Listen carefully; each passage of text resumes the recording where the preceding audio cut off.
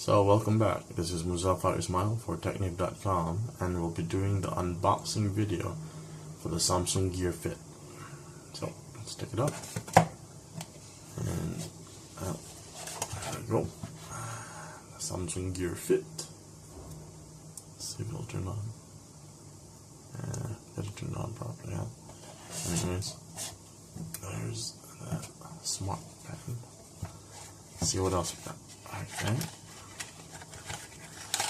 There is the charger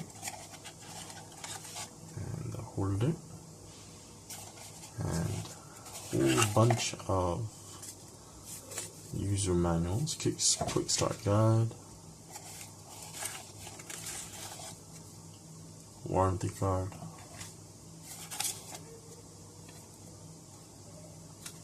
sticker, and the user manual. Anything else? Nope. So that's alright.